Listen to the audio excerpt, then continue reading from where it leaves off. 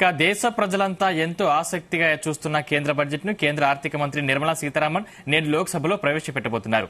ఎన్నికలు ఉన్న నేపథ్యంలో ఈసారి మధ్యంతర బడ్జెట్ ఉంటుంది. నిర్మలా సీతారామన్ కు ఇది 6వ బడ్జెట్ కాగా లోక్సభ ఎన్నికలు ఉండటంతో నరేంద్ర మోడీ ప్రభుత్వానికి చివరి బడ్జెట్.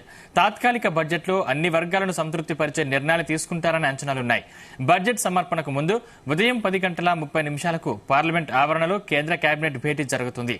మధ్యంతర బడ్జెట్ కు ఆమోదం తెలిపిన తర్వాత ఉదయం 11:05 ఆర్థిక మంత్రి నిర్మలా సీతారామన్ లోక్సభలో బడ్జెట్ ప్రవేశపెడతారు.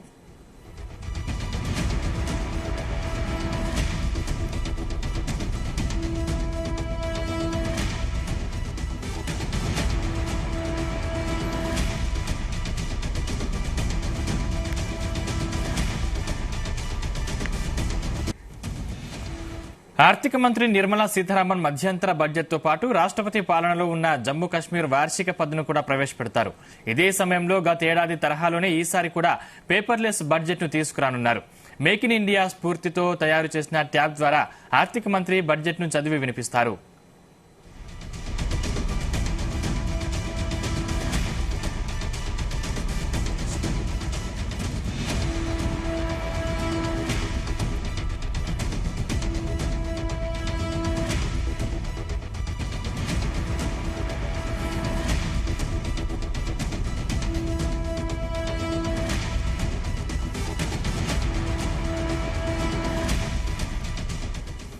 ఈసారి కేంద్ర ఆర్థిక మంత్రి నిర్మలా సీతారామన్ దిశా నిర్దేశక్ బాతీ పేరున బడ్జెట్ ను సమర్పిస్తారు. ఇప్పటికే అన్ని వర్గాల నుంచి వినతులు వెల్లువెత్తాయి. ముఖ్యంగా ఎన్నికల ఏడాది కావడంతో ప్రధానంగా మౌలిక సదుపాయాలపై పెట్టుబడుల్ని కొనసాగించడం, మహిళలు, రైతులు, పేదలు, యువత వంటి కీలక రంగాలపై దృష్టి సారించవచ్చని ఆర్థిక నిపుణులు భావిస్తున్నారు.